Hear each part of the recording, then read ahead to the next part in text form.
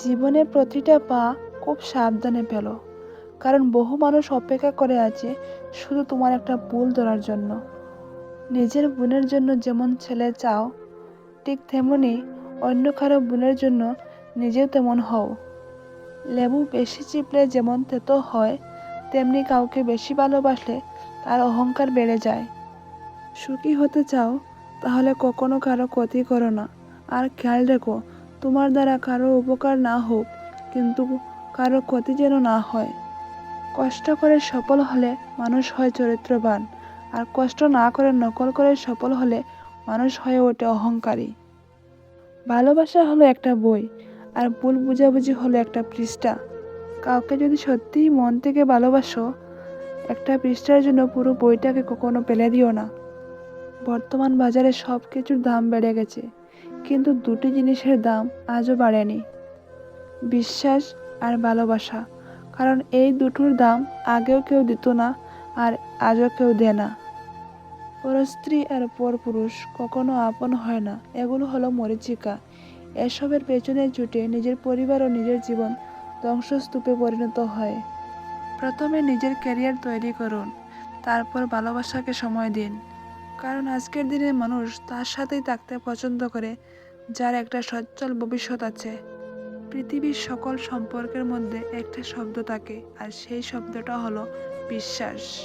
সম্মান হলো আয়নার মতো, তুমি অন্যকে যত বেশি সম্মান দেবে, তার থেকে অনেক বেশি সম্মান তাদের থেকেই ফিরে পাবে।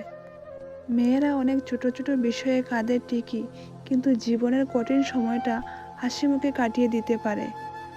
অভিমান সেই করে যে তোমাকে রিয়েল লাভ করে। কথায় কথায় ঝগড়া সেই করে যে তোমাকে রিয়েল ফিল করে। তোমার দোষ সেই খুঁজবে যে তোমাকে সব সময় মিস করে।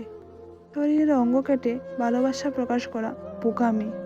যার কাছে চোখের জলের কোনো মূল্য নেই, তার কাছে রক্তের দাম কিভাবে হবে? গায়ের রং ফর্সা হলেই মানুষ সুন্দর হয় না, মানুষ সুন্দর হয় তার চরিত্রে। প্রতিষ্ঠানের বড় বড় ডিগ্রি থাকলেই মানুষ শিক্ষিত হয় না, মানুষ শিক্ষিত হয় তার মনুষ্যত্বে। নিজের পাল্লায় কখনো অন্যকে মূল্যায়ন করো না, কারণ ইঁদুরের বিবেচনায় বাঘের থেকে বিড়াল বেশি ভয়ঙ্কর। শুধু মরিচ খেলেই ঝাল লাগে না, উচিত কথা বললেই অনেক মানুষের ঝাল লাগে। পাখিকে নয়, তার সুরকে ভালোবাসো। ফুলকে নয়, তার সুবাসকে ভালোবাসো। গানকে নয়, তার কথাকে ভালোবাসো। মানুষের সৌন্দর্যকে নয়, তার মনকে ভালোবাসো। প্রতিটি কৃত্রিম হাসির পেছনে লুকিয়ে থাকে এক একটা না পাওয়ার বেকুল আর্তনাদ। যদি ভালো পেন্সিল হতে না পারো কারো সুখের গল্প লেখার জন্য, তাহলে ভালো রবার হও, যেন কারো দুঃখ মুছে দিতে পারো। কেউ ভুল বুঝলেও এখন আর কথা বাড়াতে ইচ্ছে করে না। যে যা বুঝার বুঝে বসে থাকুক। যেদিন দেখবে রাগ করা ছেড়ে দিয়েছি, সেদিন বুঝবে ভালোবাসাটাও ছেড়ে দিয়েছি। সবচেয়ে কাছের মানুষরাই যখন খোঁজ নিতে ভুলে যায়, তখন একা থাকতেই সবচেয়ে বেশি ভালো লাগে। অভিমানটা বড্ড কাছের, তাতে ভালোবাসা জড়িয়ে থাকে। আর অভিনয়টায় থাকে প্রতারণা, যেটা যন্ত্রণা আর কষ্ট ছাড়া কিছুই দেয় না। ষড়যন্ত্রের মূল অস্ত্র হলো মিথ্যা, আর মূল দুর্বলতা হলো সত্যি মিথ্যা যাচাইয়ের অযোগ্যতা। মুখের ভাষা যখন অসহায় হয়ে পড়ে, চোখের ভাষায় তখন অনবরত পানি পড়ে। জীবনে এমন কাউকে ভালোবাসো যে তোমাকে ভালোবাসতে না পারলেও সম্মান করবে। যেদিন মানুষকে তার মা নয়, তার দায়িত্ব তাকে ঘুম থেকে জাগতে বাধ্য করবে, সেই দিন জানবে ওই ব্যক্তি পরিবারের দায়িত্ব নেওয়ার জন্য যোগ্য হয়ে গেছে।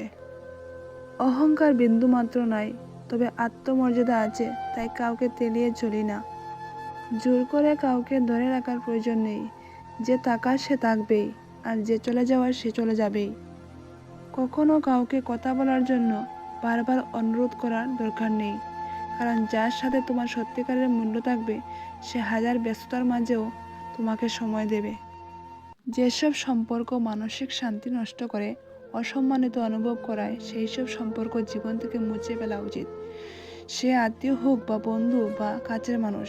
জীবনে খুব কম মানুষ থাক, কিন্তু তারা যেন খাঁটি হয়। জীবনটা সেই মানুষটার সাথে কাটানো উচিত যার চেহারার চেয়ে মনটা বেশি সুন্দর।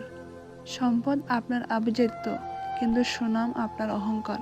কারণ সম্পদ অর্জনের চেয়ে সুনাম অর্জন করা অনেক কঠিন। 90 ভাগ পুরুষ শাশুড়িকে মায়ের মতো শ্রদ্ধা করে, কিন্তু 90 ভাগ মেয়েরা শাশুড়িকে পরিবারের বোঝা মনে করে। কারো দুর্বলতা নিয়ে কখনো মজা করো না। যেটা তোমার কাছে দুষ্টুমি, সেটা অন্যের কাছে অনেক কষ্টকরও হতে পারে। প্রয়োজন মেটাতে না পারলে বর্তমান সমাজ তাকে বন্ধু তালিকায় রাখতেও পছন্দ করে না। অন্ধবিচার আর অন্ধবিশ্বাস অনেক জীবন ধ্বংস করে দেওয়ার জন্য যথেষ্ট। তাই চোখ কান খোলা রাখুন এবং সুস্থভাবে বাঁচুন।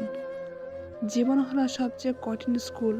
তুমি জানতেও পারবে না যে তুমি কোন ক্লাসে পড়ো। তোমার পরীক্ষা কবে, আর পরীক্ষাতে তুমি কারোর দেখে নকলও করতে পারবে না, কারণ প্রত্যেকেরই প্রশ্নপত্র আলাদা থাকে।